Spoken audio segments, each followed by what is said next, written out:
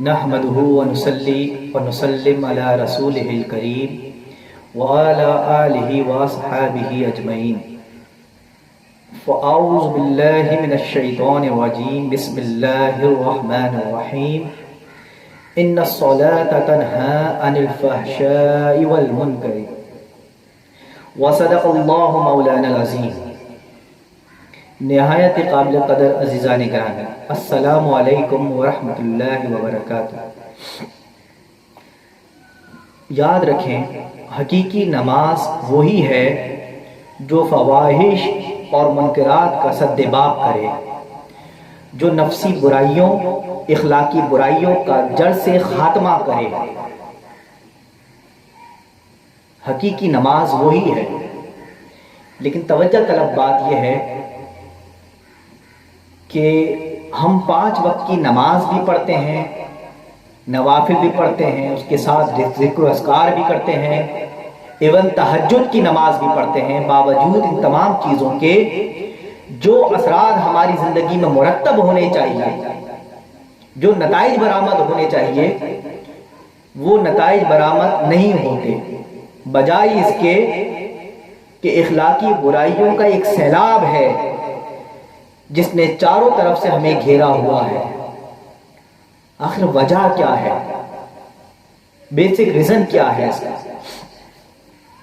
یاد رکھیں، اصل وجہ کہ دینے والے نے جیسی نماز چاہی ہم ویسے نماز ادا نہیں کرتے۔ بس سمپل یہ ہے کہ دینے والا جیسا چاہتا ہے کہ ہم یوں نماز پڑھیں، ہم ویسے نماز ادا نہیں کرتے، ہم اپنے طریق پر نماز پڑھتے ہیں، ہم اپنے طریق پر نماز پڑھتے ہیں، ہم اس طریق پر نماز ادا نہیں کرتے جس طریق پر مولا چاہتا ہے۔ آج ہم ان پہلوؤں پر ڈسکس کریں گے کہ وہ نماز کس طرح کی نماز ہے، جو نماز صلحاء پڑھتے، جو نماز اولیاء کرام پڑھتے، صدیقین پڑھتے، انبیاء کرام پڑھتے، جو نماز حضور سرور کائنات صلی اللہ علیہ وسلم نے ہمیں دی، جس کا طریقہ بتایا۔ آج ہم اس انداز کو سمجھیں گے۔ یاد رکھ لیں کہ نماز بنیادی طور پر 7 ارکان پر ڈیپینڈ کرتی ہے۔ نماز کے بیسک جو ارکان ہیں وہ 7 ہیں: تکبیر تحریمہ، قیام، قرات، رکوع، سجود، قعدہ اخیرہ اور خروج عن الصلاۃ۔ گویا نماز تکبیر تحریمہ سے اس کی ابتدا ہوتی ہے اور اس کا اختتام سلام پر ہوتا ہے۔ اب ہم ایک ایک رکن کو سمجھتے ہیں۔ تکبیر تحریمہ، اللہ اکبر سے نماز کا آغاز ہونا۔ تکبیر تحریمہ، دونوں ہاتھ کو اس انداز میں بلند کرنا ہے کہ مردوں کا کانوں تک اور عورتوں کا شانوں تک، اس حال میں اٹھانا کہ دونوں ہاتھوں کی انگلیاں اور ہتھیلیاں قبلہ رخ ہو۔ یہ تکبیر تحریمہ کا ابتدا ہے، اللہ اکبر کہہ کر۔ اب یاد رکھیں کہ تکبیر تحریمہ دراصل ایک استعارہ ہے۔ استعارہ ہے ہر شے کو چھوڑ دینے سے، ہر ایک سے تعلق کو توڑ دینے سے۔ جب آپ نماز میں اللہ اکبر کہتے ہیں تو جب دونوں ہاتھ اٹھاتے ہیں، گویا یہ اس انداز میں ہے کہ مولا میں نے ہر شے سے ہاتھ کو اٹھا لیا ہے، میں نے ہر تعلق سے ہاتھ کو اٹھا لیا ہے، میں نے اس دنیا سے ہاتھ کو اٹھا لیا ہے اور ہر ایک کو تجھ پہ چھوڑ دیا ہے۔ میں نے ہر شے سے ہاتھ کو اٹھا دیا ہے۔ اللہ اکبر، ہاتھ کا اٹھانا گویا ہر شے کو میں نے چھوڑ دیا ہے، ہر شے سے میں نے ہاتھ اٹھا لیا ہے۔ یہ تکبیر تحریمہ ہے کہ میں نے ہر شے سے ہاتھ کو بلند کر لیا ہے، اٹھا لیا ہے۔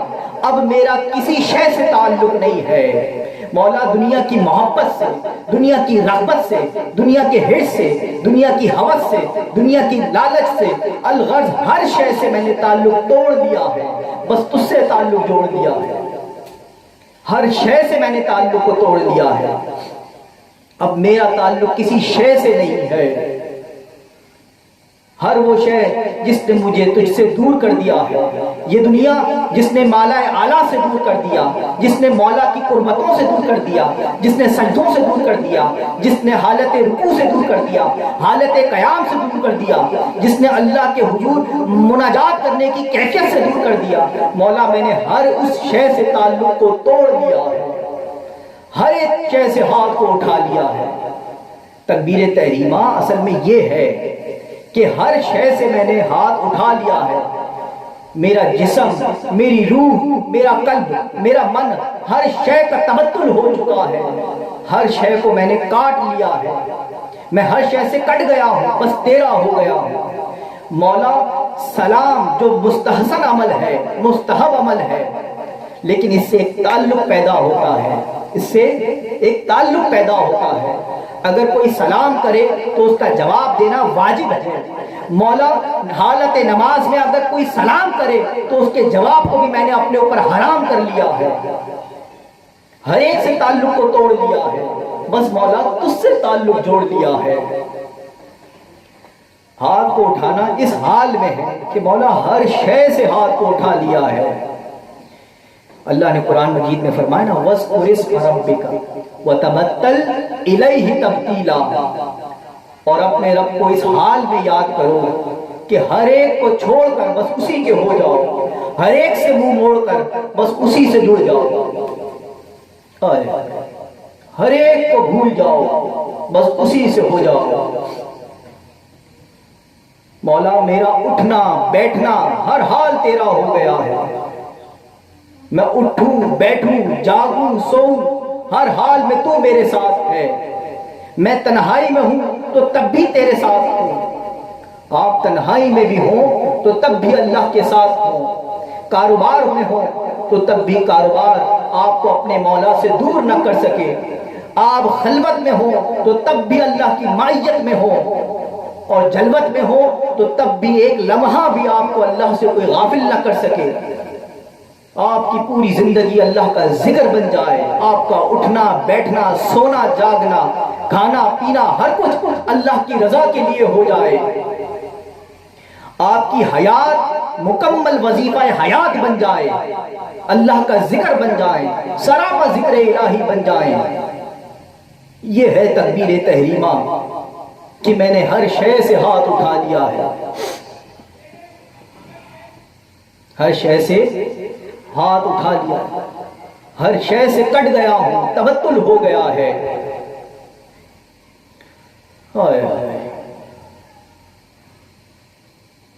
ایک روایت ہے حضرت حارث بن مالک سے مروی ہے، اس حدیث کو امام طبرانی نے بھی روایت کیا، امام بہقی نے بھی روایت کیا، امام ابن حجر اسقلانی نے بھی روایت کیا، اور بہت سے امام الحدیث نے ائمہ حدیث نے اس حدیث کی تخریج کی ہے۔ خیر،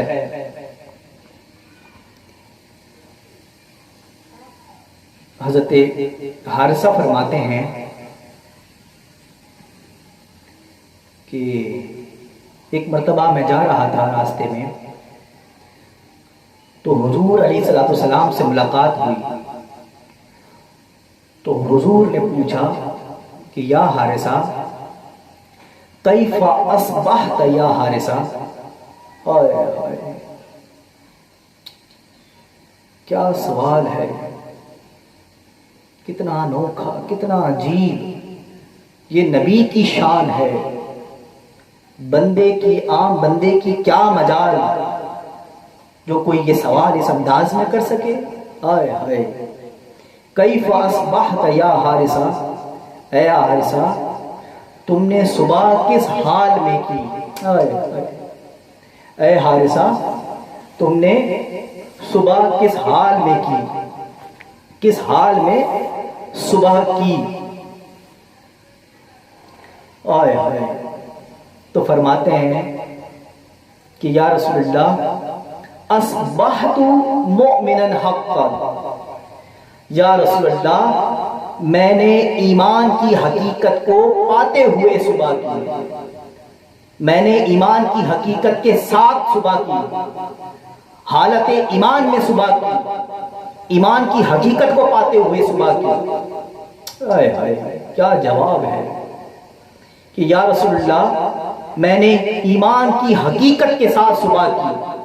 تو حضور نے فرمایا کہ اے حارثہ انظر ما تقول، سوچ کہ تو کیا کہہ رہا ہے، اے حارثہ سوچ کہ تو کیا کہہ رہا ہے، تو نے کتنی بڑی بات کہہ دی، سوچ کہ تو کہہ رہا ہے کہ میں نے ایمان کی حقیقت کے ساتھ صبح کی ہے، سوچ تو کیا کہہ رہا ہے۔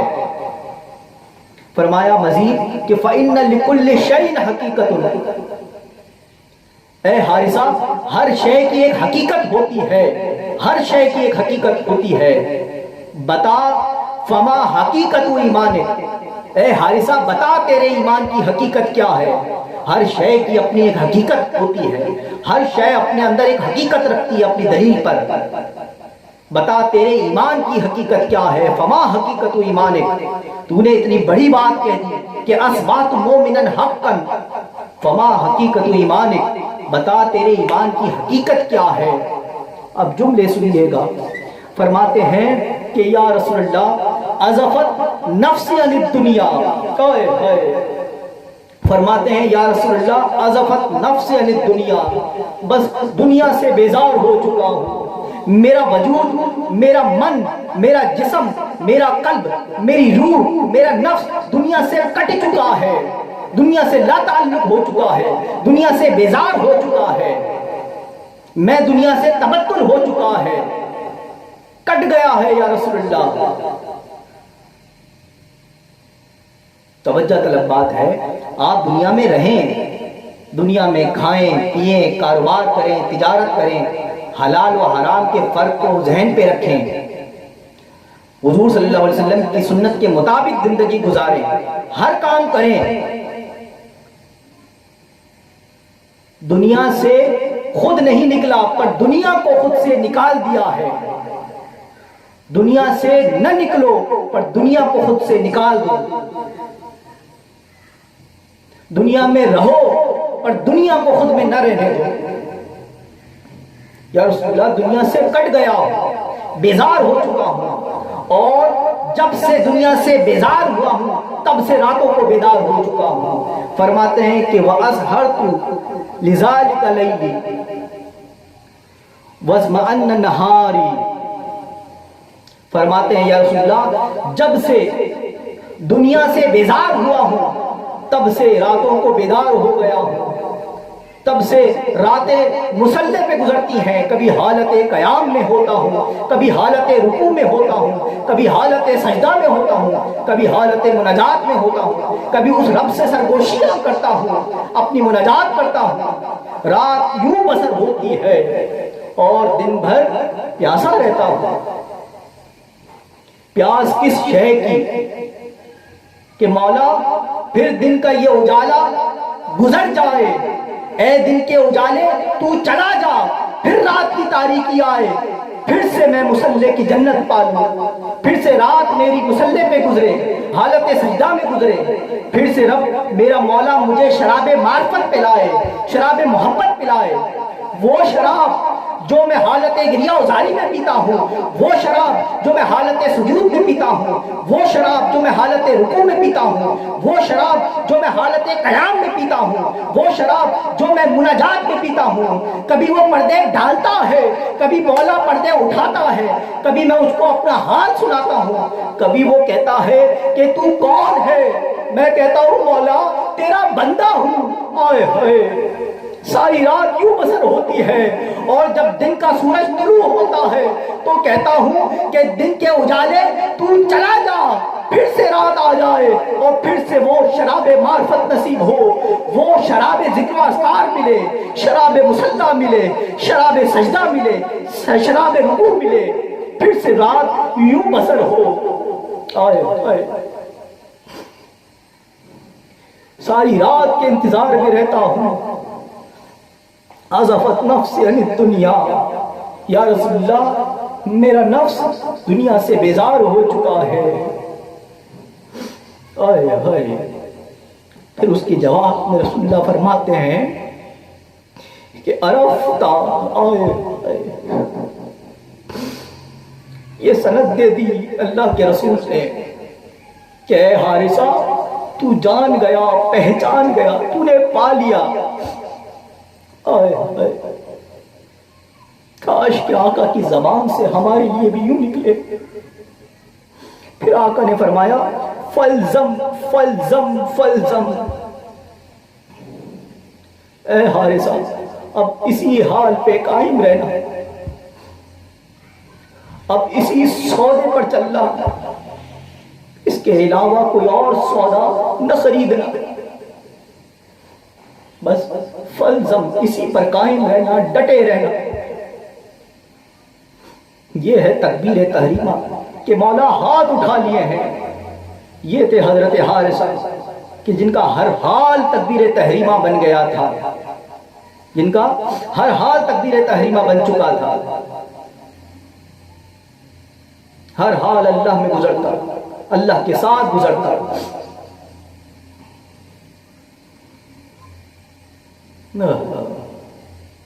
फिर इस हाल में अल्लाह अकबर कहते हैं कि मौला तू सबसे बड़ा है, हमने हर शय तुझ पर छोड़ दी, हर खौफ को छोड़ दिया, हर दुख हर गम छोड़ दिए, भुला दिए, हर खौफ से बेनियाज हो चुके हैं। मौला तू जो सबसे बड़ा है, हर शय को तुझ पर छोड़ दिया है। लेकिन देखिए ना कि हमने इस हरीमे दिल पे कितने बुत सजा रखे हैं, कितने खौफ सजा रखे हैं। सुबह जागने से लेकर रात सोने तक न जाने किस किस का खौफ है जो हमें मौला से दूर रखता है, जो हमें मौला से दूर रखता है। कभी कारोबार का खौफ है, कभी तिजारत का खौफ है, झूठी नमूदो नुमाइश का खौफ है, कभी लोग क्या कहेंगे उनके कहने का खौफ है। हर एक का खौफ हमने इस दिल में सजा के रखा है। अफसोस, हर एक का खौफ हमने सजा के रखा है। इस खौफ को मार डालना है अल्लाह अकबर के कलमे से, अल्लाह अकबर से इसका तबत्तुल कर देना है, इसको ज़िबा कर देना है। हर एक खौफ को अल्लाह अकबर से, हर एक खौफ को ज़िबा कर देना है। आप देखिए ना, अल्लाह फरमाता है आक़िमुस सलाह, नमाज कायम करो, नमाज पढ़ो।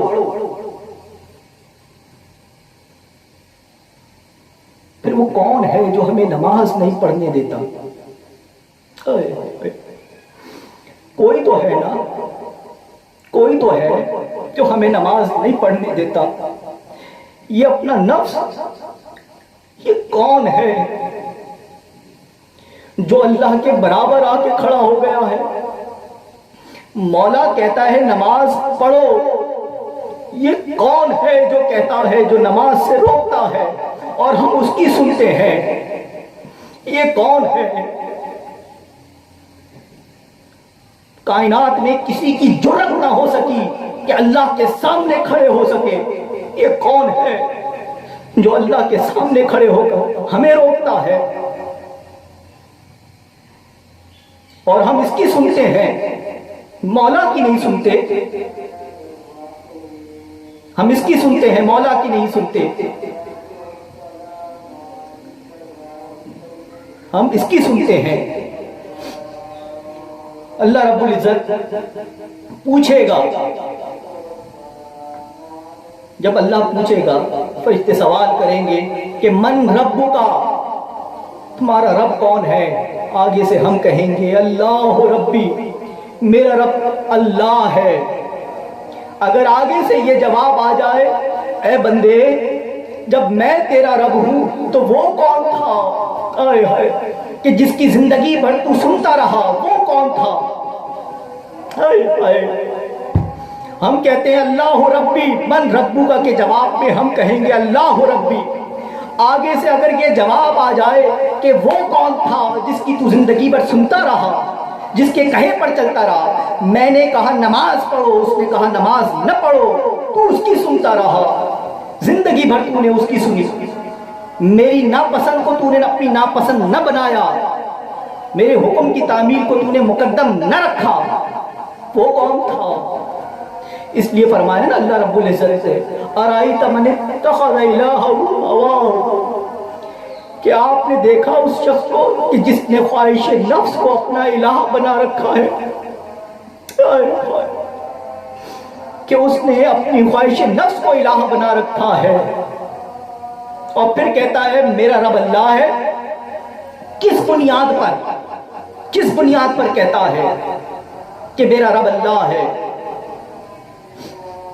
آئے ہائے، یہ تکبیر تحریمہ ہے کہ ہر ایک سے کٹ کر بس اسی کے ہو جائیں۔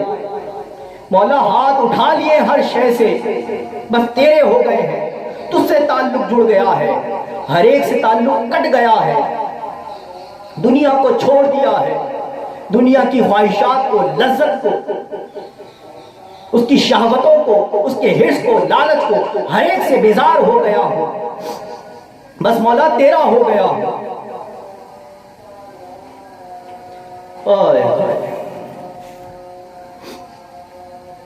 یہ تکبیر تحریمہ ہے۔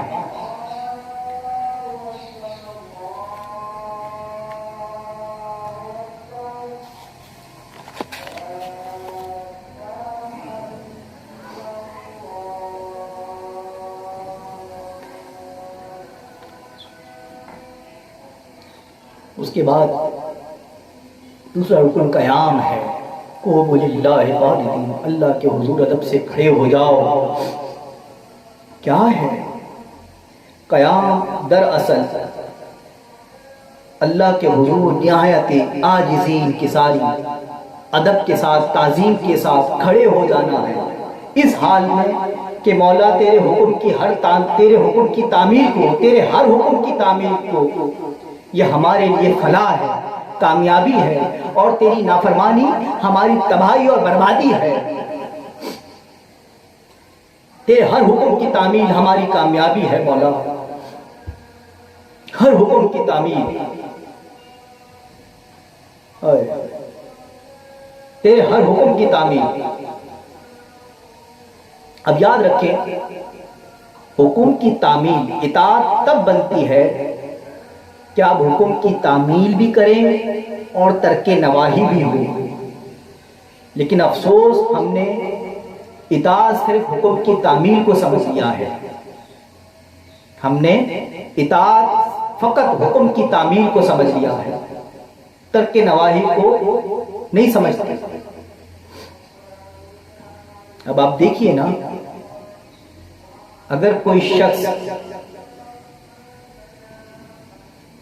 کسی شے میں ملاوٹ کرتا ہے، غلط کام کرتا ہے، سود کا لین دین کرتا ہے، لاکھوں کروڑوں کماتا ہے، آپ دیکھیں انسان جب ٹھیکے کے لیے کوئی کانٹریکٹ لیتا ہے تو وہاں ٹیبل پر فائل رکھنے سے، پیون سے لے کر فائنل اپروول تک لوگ پیسہ لیتے ہیں، یہ کمیشن لیتے ہیں، یہ کرپشن ہے۔ اب اس کے ڈائریکٹ افیکٹڈ عوام نہیں ہوتے، ان کی نظر میں ہم نے عوام کا نقصان نہیں کیا ہے، افسوس ہم نے گناہ کا پیمانہ ہی بدل دیا۔ لوگ ملاوٹ کرتے ہیں اور وہ یہ سوچ کے کہ عوام بھی جانتی ہے کہ یہ ملاوٹ ہے، اور ان کو برا نہیں لگتا، نہ عوام کو نہ ملانے والے کو۔ ہم نے گناہوں کا پیمانہ ہی بدل دیا، جعلی ادویات بنتی ہیں، لیکن اس سے بھی کچھ طبیعت بہتر ہوتی ہے، لیکن ہیں جعلی، لیکن نہ لوگوں کو برا لگتا ہے نہ بنانے والوں کو یہ فہم ہے کہ یہ ہم سے گناہ ہو رہا ہے، وہ اپنا حق سمجھنے لگ گئے ہیں، اور یہ چھوٹی سی ہیرا پھیری سے لاکھوں کروڑوں کماتے ہیں۔ اور آپ سوچیں بین الاقوامی سطح پر بڑے پیمانے پر پھر ہوتی ہے، تو کیا یہ لوگ حج نہیں کرتے؟ کیا یہ عمرہ نہیں کرتے؟ کرتے ہیں، یہ حج بھی کرتے ہیں، عمرہ بھی کرتے ہیں، صدقہ و خیرات بھی کرتے ہیں، رمضان کے روزے بھی رکھتے ہیں، اعتکاف پہ بیٹھتے ہیں، لوگوں کو افطاری کرانا، سحری کرانا، مسجد کی تعمیر، مدرسے کی تعمیر، ہر ایک شے میں حصہ لیتے ہیں، جو پریشان ہوں ان کی شادی کرانے میں مدد اور تعاون کرتے ہیں، ہر نیکی کا کام کریں گے۔ بتائیں نا، یہ نیکی کا عمل نہیں ہے؟ یہ اللہ کے حکم کی تعمیل نہیں ہے؟ لیکن جو اللہ کو ناپسند ہے اس پر عمل نہیں ہو رہا۔ ان لوگوں نے اللہ کی ناپسند کو اپنی ناپسند نہیں بنایا۔ بات یہی ہے، اطاعت تب بنتی ہے، بندگی تب بنتی ہے جب حکم کی تعمیل کے ساتھ اللہ کی ناپسند کو اپنی ناپسند بنا لیا جائے۔ آپ دیکھیں نا، حضرت موسیٰ علیہ السلام نے حضرت خضر علیہ السلام سے پوچھا کہ آپ کا اتنا بلند مقام ہے، مرتبہ ہے، آپ کو اللہ کا قرب اس درجے کا کیسے حاصل ہوا؟ تو آپ فرماتے ہیں، حضرت خضر علیہ السلام فرماتے ہیں کہ اللہ کی نافرمانی کو چھوڑ دینے سے،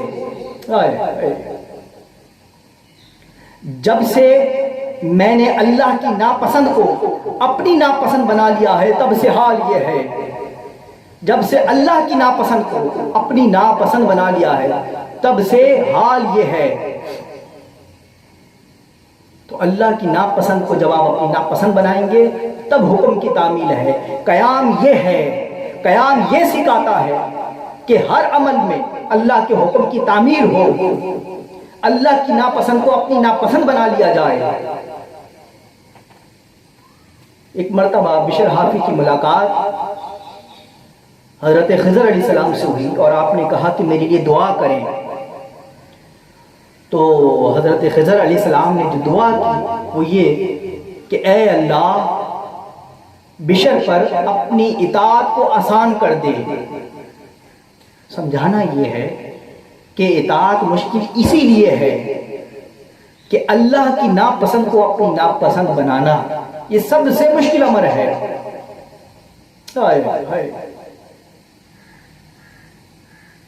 فرماتے ہیں کہ اللہ بشر پر اپنی اطاعت کو آسان فرما دے۔ پھر آپ نے کہا کہ حضرت ایک اور دعا اللہ کی بارگاہ میں میرے لیے کریں۔ تو آپ فرماتے ہیں اللہ اپنی اطاعت کو بشر پہ آسان فرما دے اور وہ جو اطاعت کرے وہ اس سے اوجل فرما دے، وہ اس سے اوجل فرما دے، اس کی نظروں سے اوجل کر دے کہ یہ گمان کہ میں اللہ کی اطاعت کر رہا ہوں یہ بھی ادب کے خلاف ہے، یہ بھی سوء ادب ہے۔ اللہ والے اس کو بھی گناہ سمجھتے ہیں کہ آپ کو یہ لگے کہ میں مولا کی اطاعت کر رہا ہوں، اطاعت کرے جائیں، اور ہو یہ حال یہ ہو کہ میں نے کچھ کیا نہیں، میں کیا، میری کیا اوقات، میری کیا مجال کہ میں اس کا حق ادا کروں۔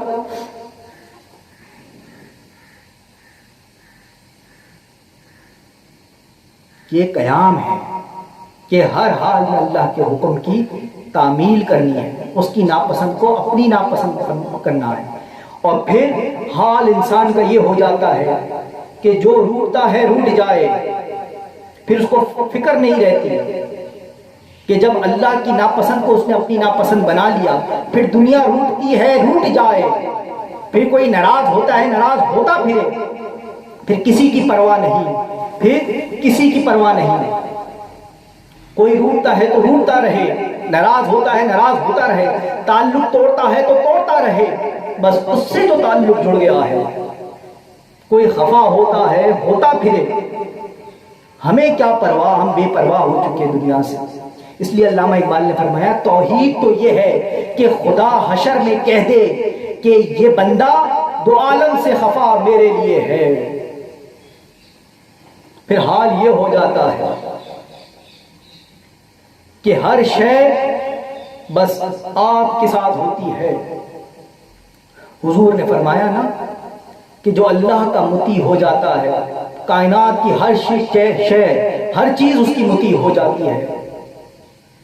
جو اللہ کا فرما بردار ہو جاتا ہے، اللہ کا مطیع ہو جاتا ہے، کائنات کی ہر چیز اس کی مطیع ہو جاتی ہے، ہر شے کو اس کے لیے مسخر کر دیا جاتا ہے، ہر شے کو اس کے لیے مسخر کر دیا جاتا ہے، ہر شے اس کے لیے ہو جاتی ہے۔ علامہ اقبال فرماتے ہیں کافر کی یہ پہچان کہ آفاق میں گم ہے، مومن کی یہ پہچان کہ گم اس میں ہے آفاق۔ پھر ہر شے اس کے لیے مسخر کر دی جاتی ہے۔ جب وہ اللہ کا مطیع ہو جاتا ہے، کائنات کی ہر شے اس کی مطیع ہو جاتی ہے۔ اللہ اکبر۔ پھر اللہ اس کو مختلف حال سے گزارتا ہے اور وہ اف تک نہیں کرتا، اللہ کے دیے ہوئے ہر حال پہ راضی رہتا ہے۔ کیوں؟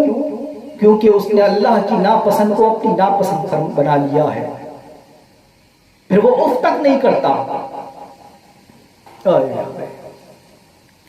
پھر وہ اف تک نہیں کرتا۔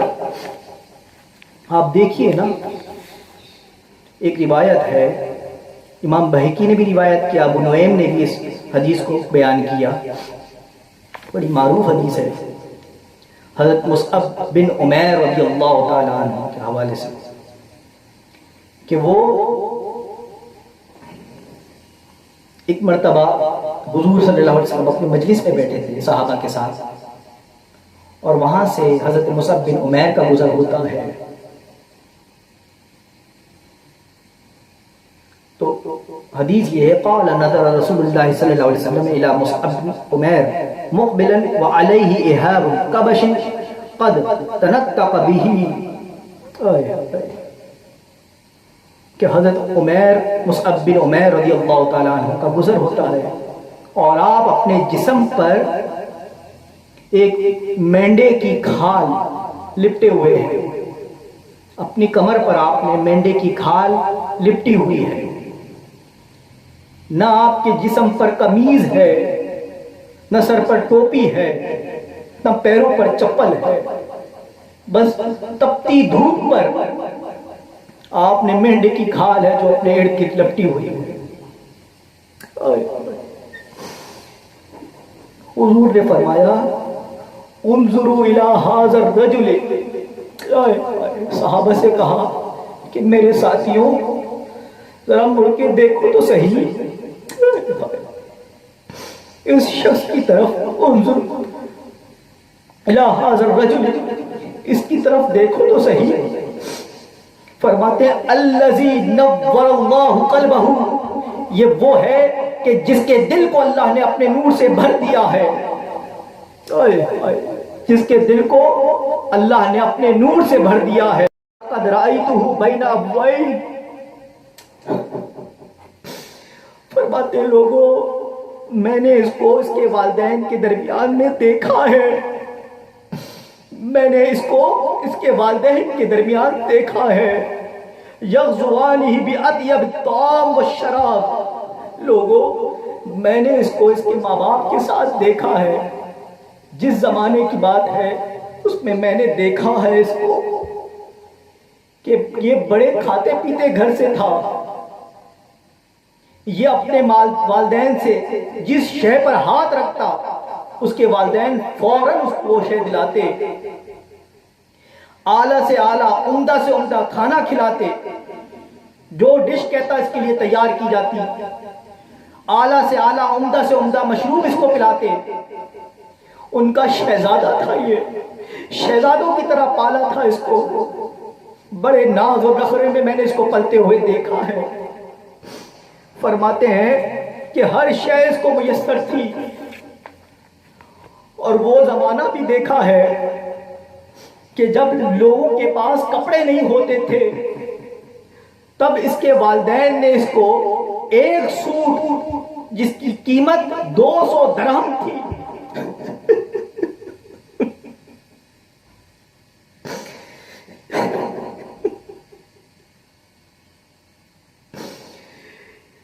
وہ سوٹ جس کی قیمت 200 درہم تھی وہ اس کے والدین نے اس کو دلایا، اور آج اس کے پاس ایک سوٹ بھی نہیں ہے، آج یہ بغیر کپڑوں کے ہے، آج یہ اس حال پہ ہے۔ میں نے اس کی سوٹ کی قیمت دیکھی ہے، جب لوگوں کے پاس کپڑے نہیں ہوتے تھے تب اس نے 200 درہم کا سوٹ پہنا، اور آج یہ اس حال میں ہے کہ اس کے جسم پر کوئی کپڑا نہیں، نہ سر پہ ٹوپی ہے، نہ پیروں پہ چپل ہے۔ اللہ کا ہونے سے یہ حال ہو گیا۔ فرماتے ہیں فَدَعَاهُ حُبُّ اللَّهِ وَحُبُّ رَسُولِهِ إِلَى مَا تَرَوْنَ۔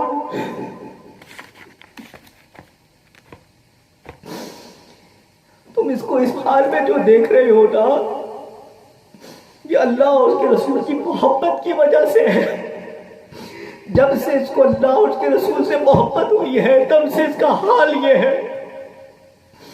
کہاں ناز و نخرے میں پلنے والا یہ شخص، اور آج اس کے تن پہ ایک کپڑا نہیں ہے، نہ سر پہ ٹوپی ہے، نہ پیروں پہ چپل ہے۔ آج یہ اس حال پہ ہے فقط اللہ اور اس کے رسول کی محبت کی وجہ سے۔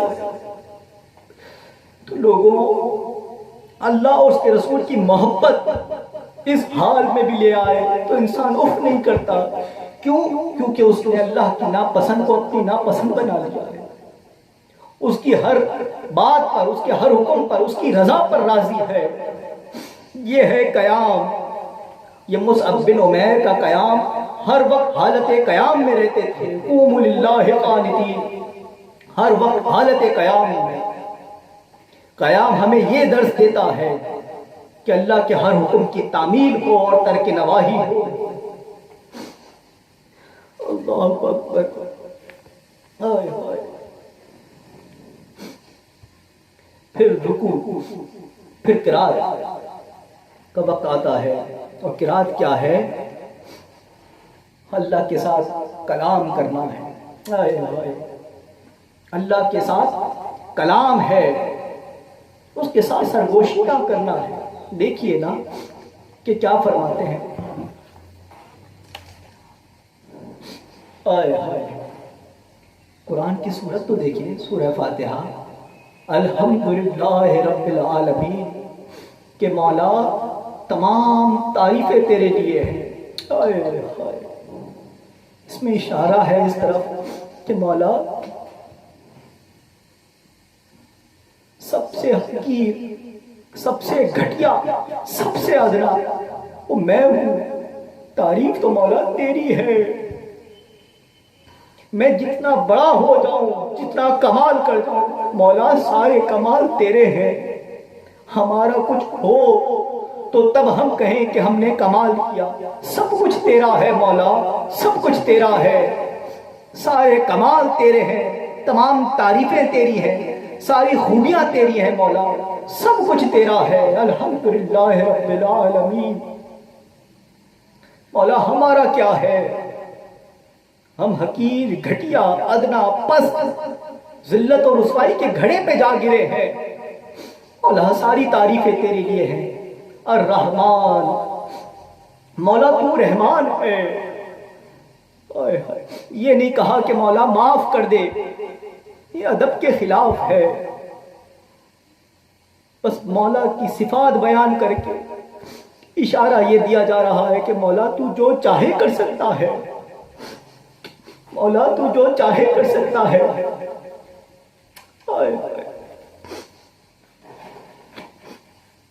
مولا تو جو چاہے کر سکتا ہے۔ الرحمن، مولا تو وہ ہے جو کافروں پر بھی رحم کرتا ہے۔ مولا سمجھ رہا ہے کہ یہ حیا کا تقاضا ہے، ادب کا تقاضا ہے، یہ بول نہیں رہا بندہ، بس باتوں باتوں میں مولا کو سمجھا رہا ہے، مولا سے اپنے دل کی بات کہہ رہا ہے۔ مولا سمجھتا ہے، جب رحمان کہا وہ سمجھ گیا یہ کچھ کہنا چاہتا ہے۔ مولا تو رحمان ہے، تو کافروں پر بھی رحم کرتا ہے، تو تو وہ رحمان ہے۔ مولا تو تو کافروں پہ بھی رحمان ہے، تو تو کافروں پہ بھی رحمت کرتا ہے، رحم کرنے والا ہے۔ پھر کہا رحیم، مولا تو رحم کرنے والا ہے، اشارہ ہے اس طرف کہ مولا تو وہ ہے جو کافروں پہ بھی رحم کرتا ہے۔ مولا میں تو پھر گناہگار بندہ ہوں، مجھے معاف کر دے مولا، مولا مجھے معاف کر دے۔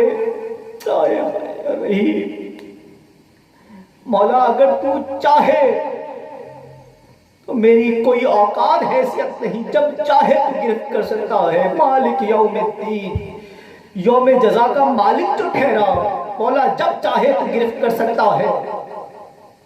ایاک نعبد و ایاک نستعین، مولا تجھ سے نہ مانگے تو پھر کس سے مانگے؟ مولا تیرے سوا ہمارا ہے کون؟ مولا تیرے سوا ہمارا ہے کون؟ ہم تجھ سے نہ مانگے تو پھر کس سے مانگے؟ مولا تیرے در کے سوا کس کے در پہ جائیں؟ مولا تیرے سوا ہمارا کوئی نہیں، مولا تیرے سوا ہمارے گناہوں کو بخشنے والا کوئی نہیں۔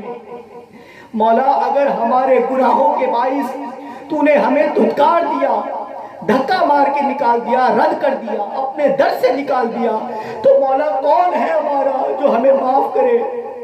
مولا کون ہے ہمارا جو ہمیں پناہ دے گا، جو ہمیں سہارا دے؟ تیرے سوا مولا کوئی نہیں۔ مولا ہمیں احساس ہے اپنے گناہوں کا، ہم شرمندہ ہیں، ہمیں شرم آتی ہے مولا، پر مولا ہمارے گناہ سمندروں جیسے ہی کیوں نہ ہو، پر مولا تیری رحمت، تیری مغفرت، تیرا کرم سب سے وسیع ہے، ہر شے کو ڈھانپے ہوئے ہے۔ مولا تو ہمیں معاف کر دے، مولا ہمارے گناہوں کو نہ دیکھ، مولا اپنی رحمت کو دیکھ، اپنی مغفرت کو دیکھ، اپنے جود و سخا کو دیکھ مولا، اور کچھ نہ دیکھ تو مولا حضور کی کالی کمنی کو دیکھ لے مولا، ان کے صدقے معاف کر دے۔ مولا ہمارے گناہ جو ہم نے کیے ہیں ہم جانتے ہیں مولا، ہمارے سامنے ہیں، پر مولا تیری پردہ پوشی کہاں گئی؟ مولا تیرا احسان کہاں گیا؟ تیری رحمت کہاں گئی؟ تیری مغفرت کہاں گئی مولا؟ تیرا کرم کہاں گیا؟ ہمیں معاف کر دے مولا۔ مولا تو وہ ہے جو تجھے نہیں مانتے تو ان کو بھی عطا کرتا ہے، مولا ہم تجھے مانتے تو ہیں نا، مولا ہم تجھے مانتے تو ہیں نا، بس مانگنے کا سلیقہ نہیں آتا۔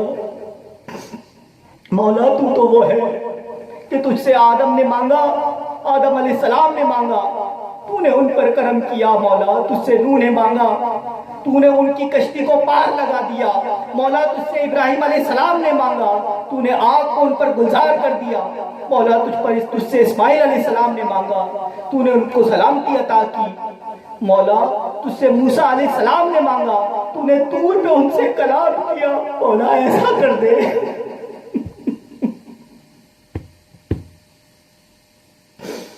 مولا، ایسا کر دے مولا۔ عیسیٰ علیہ السلام نے تجھ سے مانگا، تو نے ان کے دشمنوں کو اندھا کر دیا مولا۔ تاجدار کائنات نے تجھ سے مانگا، اپنی امت کی بخشش مانگی، تاجدار کائنات کے صدقے میں، اس حبیب کے صدقے میں مولا ہمیں معاف کر دے۔ ہمارے پلے کچھ نہیں مولا، صرف یہ ہاتھ ہے جو جوڑ کے مانگتے ہیں، معاف کر دے مولا۔ یہ سرگوشیاں ہیں اللہ کے ساتھ، یہ کلام ہے، اس انداز میں سورہ فاتحہ پڑھیں اور دیگر سورت پڑھتے چلے جائیں، پھر ہے رکوع اور سجود۔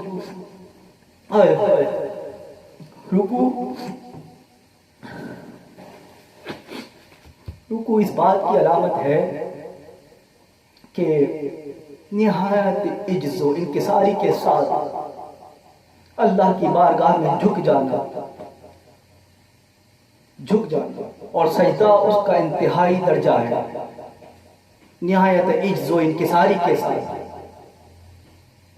وہ کمر جو کسی کے سامنے جھکی نہ تھی، وہ گردن جو کسی کے سامنے جھکی نہ تھی، وہ ناک جس کا کٹنے کا ڈر زندگی بھر رہا، مولا وہ سب کچھ تیرے سامنے جھکاتے ہیں۔ سبحان ربی العظیم، سبحان ربی الاعلیٰ، یہ کلمات ہیں، صیغہ متکلم کے ساتھ اشارہ ہے مولا تو پاک ہے، ہم حقیر ہیں، سبحان ربی العظیم، سبحان ربی الاعلیٰ۔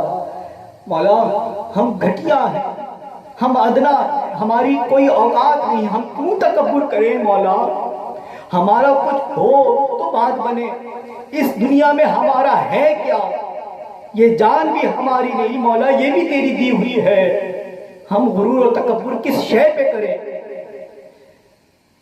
یہ عجز و انکساری ہے، رکوع اور سجود یہ عجز و انکساری کا نام ہے، یہ جھک جانے کا نام ہے۔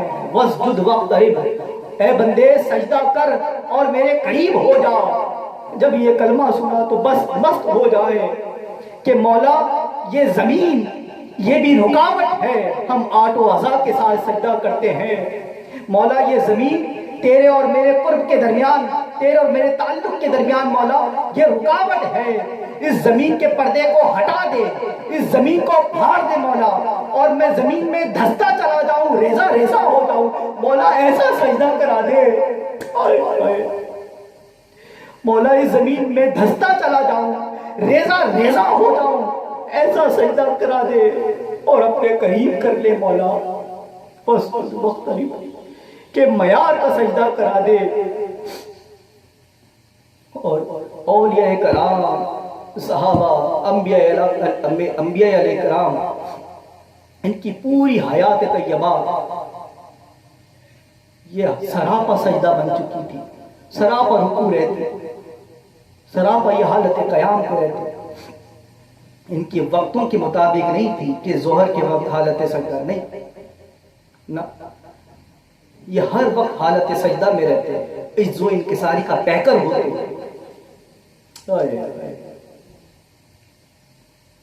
اللہ ایسا سجدہ کرا دے۔ واسجد واقترب، دیکھیے نا حضرت یونس علیہ السلام قرآن میں فرماتے ہیں لا الہ الا انت سبحانک انی کنت من الظالمین، اے اللہ تیرے سوا میرا کوئی معبود نہیں، تو ہی تو پاک ہے مولا، میں ہی ہوں قصورواروں میں۔ حضرت موسیٰ علیہ السلام فرماتے ہیں، یاد رکھیں یہ نبی ہیں، معصوم عن الخطا، ہر خطا سے پاک ہیں، نہ آگے کے گناہ نہ پیچھے کے گناہ، ہر گناہ سے پاک ہیں۔ فرماتے ہیں رب انی ظلمت نفسی فاغفر لی فغفر لہ، اے میرے رب میں نے اپنے اوپر زیادتی کی، مجھے بخش دے۔ تو ان کے رب نے بخش دیا۔ پوچھئے نا کہ وہ کون سی گناہ ہے، وہ کون سی بخشش ہے جو مانگی جا رہی ہے؟ پوچھئے نا۔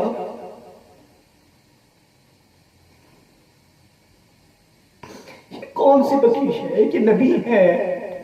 ان کا جواب حضور نے اپنے سجدوں سے دیا۔ ان کی کیا خطا ہے، نہ آگے گناہ نہ پیچھے گناہ، پھر بھی ہر حال حالت سجدہ ہوتی۔ حضرت ام المومنین حضرت عائشہ صدیقہ رضی اللہ تعالیٰ عنہ فرماتی ہیں کہ ایک مرتبہ آدھی رات کو میں نے بستر میں حضور کو نہ پایا، تو میں نے حضور کو تلاش کیا، تو میرا ہاتھ آپ پر لگا، تو آپ کے قدموں پر لگا، تو آپ کے قدم اس حال میں تھے کہ میں سمجھ گئی کہ آپ حالت سجدہ میں ہیں، اور آپ کا سجدہ اتنا طویل ہو گیا کہ مجھے یہ گمان ہونے لگا کہیں آپ کی جان، آپ کی روح قفس انصری سے پرواز نہ کر گئی ہو۔ تو میں نے آپ کے پاس، آپ کی طرف آ کر کان لگائے، تو میں کیا سنتی ہوں کہ حضور فرما رہے ہیں کہ مولا میرا جسم، میری روح، میرا سارا وجود، میرا قلب مولا، میرا ذہن، میرے خیال، ہر ایک تیرے سامنے سجدے میں ہے مولا۔ کیا جملے ہیں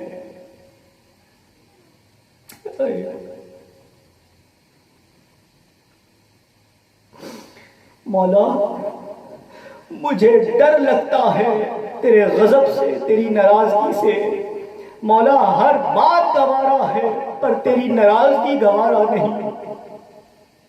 اپنے غضب سے پناہ میں رکھنا مولا، تو کبھی ناراض نہ ہونا۔ اور فرماتے ہیں کہ مولا مجھ پہ سخت نہیں کہ میں تیری ثنا بیان کر سکوں۔ یہ وہ ہے کہ جن کو خدا نے، اللہ نے ان کو محمد کہا، جن کو اللہ نے احمد کہا، یہ وہ ہے۔ یہ کہہ رہے ہیں صلی اللہ علیہ وسلم، یہ کہہ رہے ہیں کہ اللہ اے میرے مولا مجھ میں اتنی سخت نہیں کہ میں تیری ثنا، تیری توصیف بیان کر سکوں، بس اتنی ہی بیان کر سکتا ہوں جتنی تم نے توفیق دی۔ حضور کا بار بار استغفار کرنا، 70 بار، 100 بار استغفار کرنا، یہ کسی وجہ سے نہیں، یہ ادب ہے کہ مولا، یہ ان کا ایک حال ہے کہ مولا کہاں تو، اور کہاں میں مولا، کہاں تیرا سجدہ مولا، کہاں یہ بندہ۔ یہ نبیوں کا حال ہے، یہی صحابہ کا حال رہا، یہی تابعین کا، یہی اولیاء کرام کا، کہ جب وہ اللہ کی عبادت کرتے، سجدہ کرتے، تو اللہ سے معافی مانگتے کہ مولا کہاں ہم، کہاں تیرے سجدے، ہم گناہگار، میرا وجود گناہگار کہ تیری بارگاہ میں کھڑا ہو۔ مولا ہم اس قابل نہیں، ہمارے سر اس قابل نہیں جو تیرے سجدہ کریں مولا، ہم سجدہ کرتے ہیں پر اس کو معاف فرما دینا مولا کہ ہم نے بے ادبی کر دی۔ یہ ایک حال ہے، یہ ایک حال ہے۔ نبیوں کے کیا آئے، وہ عجز و انکساری کا یوں پے کر رہے کہ ہر حال میں، ہر وقت، ہر آن حالت سجدہ میں رہتے۔ حضرت جنید بغدادی فرماتے ہیں، حضرت امام احمد بن حنبل رحمت اللہ علیہ کے پاس ایک خاتون آئی اور کہتی ہیں کہ مجھے آپ سے ایک مسئلہ پوچھنا ہے۔ آپ نے فرمایا پوچھئے۔ تو کہتی ہیں کہ حضرت میں اپنے گھر کی چھت پہ سود کاٹنے کا کام کرتی ہوں، اور چھت پہ میں رات کے ٹائم ایک دیا ہے، چراغ ہے، وہ جلا لیتی ہوں، اسی چھوٹی سی کم روشنی میں میں اپنا کام کرتی ہوں، سود کاٹنے کا کام کرتی رہتی ہوں۔ لیکن وہیں ہمارے محلے سے جب لوگ گزرتے ہیں تو ان کی ہاتھوں پہ مشعلیں ہوتی ہیں، ان کی ایک روشنی ہوتی ہے، اور اس کی زیادہ روشنی کی وجہ سے وہ میری چھت میں پڑتی ہے، اور میرے چراغ کی روشنی دھیمی پڑ جاتی ہے، اور اس چراغ کی روشنی دھیمی پڑ جاتی ہے، اور ان کی روشنی، ان کی مشعلوں کی روشنی زیادہ ہوتی ہے، اور میں اس وقت بھی سود کاٹنے کا کام کرتی رہتی ہے۔ پوچھنا یہ ہے کہ اس روشنی میں کاٹا گیا سود حلال ہے یا حرام ہے؟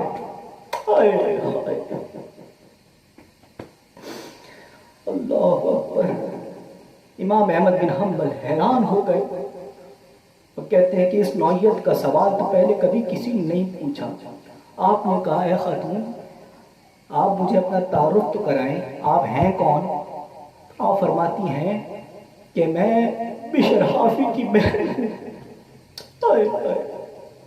امام احمد بن حنبل کے آنکھوں سے آنسو نکل پڑے، اور آپ فرماتے ہیں کہ آپ بشر حافی کی بہن ہیں، تو تب تو جواب یہ ہے کہ ایسی روشنی میں، غیروں کی روشنی میں آپ کا کاٹا گیا سود حرام ہوگا، کیونکہ خاتون آپ کا گھرانہ زہد اور تقوی کے کمال پر فائز ہے، زہد اور تقوی والا گھرانہ ہے، آپ لوگ زہد و تقوی کے کمال انتہا درجے میں پہنچے ہوئے ہیں، تو آپ کے لیے یہ حرام ہوگا۔ اگر کوئی اور پوچھتا تو اس کے لیے 100 مرتبہ جائز ہوتا، لیکن آپ کے لیے جائز نہیں ہے۔ تو اللہ والوں کے لیے بہت سی چیزیں، ذرا سی بھی غفلت وہ عظیم گناہ ہوتی ہے، جو ہمارے لیے بڑی نیکی کا کام ہوتا ہے۔ یہ ہے سجدہ، عجز و انکساری کا پیکر بن کر یوں سجدہ کریں، اور پھر اللہ کے سامنے گریہ کریں پھر آٹو ازا رکھیں کہ مولا یہ زمین پھٹ جائے اور یوں سجدہ کرا دے. اس کے بعد قاد آخر کہ جب بندہ اپنی نماز التحیات للہ والصلوات والطیبات کہ جب بندہ نماز کو اپنے ختم کر چکا ہوتا ہے اور اس کے آخری مرحلے پر ہوتا ہے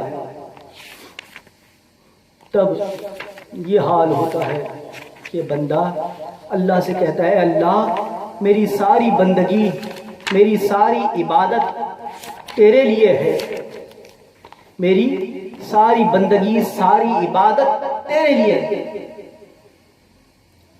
تو اللہ پھر اپنے زبان حال سے کہتا ہے بندے تو نے میرے لیے جس حال میں تکبیر تحریمہ کرا، دنیا سے تعلق توڑ لیا، ہر شے سے بیزار ہو چکا ہے، دنیا کو، دنیا کے حرص کو، ہوس کو، لالچ کو، شہوت کو، اس کی نفسانی خواہشات کو، سب سے بے تعلق ہو چکا ہے، سب سے بیزار ہو کے تو نے اللہ اکبر کہا. تو نے جس حال میں مجھ سے قیام کیا، جتنے واسطے دے کے تو نے مجھ سے دعائیں کی ہیں اور اپنی معافی مانگی ہے، بندے جس انداز میں تو نے حالت قیام میں کھڑے ہو کر میرے ہر حکم کی تعمیل کی ہے، میری ناپسند کو اپنی ناپسند بنایا ہے، اے بندے عز و انکساری کے ساتھ رکوع کرنے والے، عز و انکساری کے ساتھ سجدہ کرنے والے، واسجد واقترب کا کلمہ سننے کے بعد تم دیوانہ وار سجدہ کرنے والے، وہ حال پیدا کرنے والے، اب سن میں اپنی تمام نعمتوں میں سب سے بڑی نعمت تمہیں عطا کرنے والا ہوں، اور وہ نعمت میرا محمد مصطفیٰ صلی اللہ علیہ وسلم ہے. سب سے بڑی نعمت ان کی سنگت ہے، ان کے ساتھ کا تعلق ہے، ان کی معیت ہے، ان کے ساتھ رہنا ہے. دنیا میں بھی ان کے ساتھ رہو اور جنت میں بھی ان کی سنگت پاؤ. جب بندہ یہ نعمت کا سنتا ہے، جب بندہ یہ نعمت کا سنتا ہے تو فوراً کہتا ہے السلام علیکم ایھا النبی ورحمۃ اللہ وبرکاتہ. بعض لوگ یہ سلام کریں، بعض لوگوں کو جب تک سلام نہیں کرتے جب تک کہ حضور کا جواب نہ آ جائے. حضور کا جواب آتا ہے، ہر بندے کے لیے آتا ہے، لیکن ہر بندے کے لیے اس کے حال کے مطابق ہوتا ہے. کوئی سنتا ہے، کوئی نہیں سنتا، اور جوں جوں آپ کے دل کے من کے زنگ دور ہوتا رہے گا تو پردے بھی اٹھتے چلے جائیں گے. جیسے جیسے آپ کی زنگ اور آپ کے دل میں پڑی ہوئی گرد اٹھتی چلی جائے گی تو آپ کے سامنے پردے بھی اٹھتے چلے جائیں گے، اور پھر آپ خود مشاہدہ کریں گے. امام غزالی فرماتے ہیں احیاء الدین میں کہ بندوں، اللہ کے بندوں، دوستوں، سلام اس حال میں کرو کہ سلام سے پہلے اپنے دل میں، اپنے تصور میں حضور کا تصور لے آؤ، اپنے دل میں حضور کو کا تصور لے کر آؤ. جب حضور کا تصور لے آؤ تب کہو السلام علیکم ایھا النبی ورحمۃ اللہ وبرکاتہ. پہلے حضور کا تصور لے کر آؤ، دل میں حضور کا تصور لے کر آؤ، جس حال میں لے کر آؤ اپنے حال کے مطابق لے کر آؤ، اور جب لے آؤ تو تب کہو السلام علیکم ایھا النبی ورحمۃ اللہ وبرکاتہ. عبد الرحمن جامی رحمۃ اللہ علیہ کا حال یہی تھا کہ جب وہ حضور کی بارگاہ میں حاضر ہوتے، روضے میں حاضر ہوتے، تو آپ حضور کا مشاہدہ بھی کرتے، اور جب سلام کرتے تو آگے سے حضور ان کو جواب بھی دیتے. جب آپ سلام کرتے تو حضور کا جواب آتا کہ اے جامی خوش ہو کر جاؤ اور دوبارہ ہم سے ملنے کے لیے آنا. آپ فرماتے ہیں اس طرح میں ملنے کے لیے آتا رہا، اور ہر بار حضور فرماتے کہ جامی خوش ہو کر جاؤ اور ہم سے دوبارہ ملنے کے لیے آنا. فرماتے ہیں 18ویں مرتبہ جب میں گیا، اس وقت کی بات ہے، تو جب میں نے حضور کا مشاہدہ کیا، زیارت کی اور سلام پیش کیا، تو حضور نے کہا کہ اے جامی خوش ہو کر جاؤ. فرماتے ہیں کہ اس دن میں سمجھ گیا کہ یہ آخری سلام ہے، یہ آخری بار حضور کے روضے پر آنا ہے، اس کے بعد میرے ساتھ میری زندگی کا ساتھ اور مزید نہیں ہے، میرا اور میری زندگی کا مزید ساتھ نہیں ہے کہ حضور نے کہا کہ خوش ہو کر جاؤ۔ آپ نے ہر مرتبہ کہا کہ دوبارہ ملنے آنا، اس بار نہیں کہا، تو سمجھ گئے کہ یہ آخری ملاقات ہے، اور یہی ہوا کہ اس کے بعد آپ کا وصال ہو گیا۔ تو یوں قاد آخرہ کریں کہ حضور کے تصور کو اپنے دل میں لے کر آئیں، اور اپنی تمام عبادات جو تکبیر تحریمہ سے لے کر آپ نے سجدے تک کری اور قاد آخرہ، ان تمام کو لے کر اللہ کے حضور پیش کریں، نہایت عجز و انکساری کے ساتھ، خلوص کے ساتھ۔ پھر خروج عن الصلاۃ، نماز سے باہر نکلنا سلام کے ذریعے سے، السلام علیکم ورحمۃ اللہ کہہ کر باہر نکلنا۔ جب انسان تکبیر تحریمہ سے نماز شروع کری بندے نے، وہ سب اپنے لیے کرتا رہا، لیکن آخری میں اگر کوئی بندہ حضور کی امت کو بھول جائے تو وہ جو چاہے کرتا پھرے، اسے خود غرض ہی کہیں گے، اسے خود غرض کہیں گے، وہ جو چاہے کرتا پھرے اگر حضور کی امت کو بھلا دیا۔ حضرت علی کرم اللہ وجہ فرماتے ہیں کہ ایک مرتبہ میں دعا کر رہا تھا کہ یا اللہ مجھ پر رحم فرما، تو صاحب حضور گزر رہے تھے، تو آپ نے دھمکی دی اور کہا کہ اے علی، اللہ کی رحمت کو تنگ کیوں کرتے ہو، چھوٹا کیوں کرتے ہو؟ اللہ کی رحمت وسیع ہے، اس کو وسیع رہنے دو۔ یہ نہ کہو کہ اللہ مجھ پر رحم فرما، یہ کہو اے اللہ حضور کی امت پر رحم فرما۔ جب تم یوں کہو گے تب اس کا مطلب یہ ہے کہ تم خود بھی اس میں شامل ہو گئے۔ تو جب آپ دائیں طرف سلام پھیرتے ہیں تو دائیں طرف کی ساری امت دعا میں شامل ہو جاتی ہے، جب بائیں طرف پھیرتے ہیں سلام تو تب بائیں